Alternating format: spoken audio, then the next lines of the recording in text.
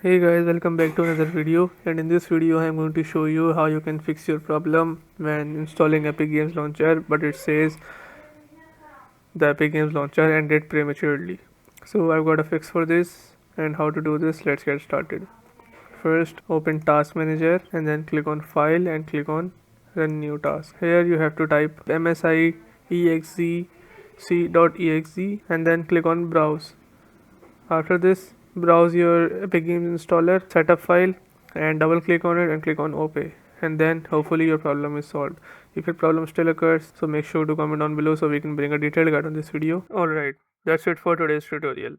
I really hope this video helped you solve your problem or learn something new about your PC. My goal on this channel is to make everything about computers simple and easy, whether it's fixing errors, downloading software or any game, boosting performance of any Windows or any game, or understanding new tool. If this video was helpful in any way, don't forget to hit the like button because it really motivates me to keep bringing you more useful content. And if you're new here, make sure to subscribe and turn on the notification bell so you never miss any future tutorials, tips, and PC fixes. Also, if you're facing any issues or have any questions related to computers, Windows, software, or anything technical, drop them in the comments.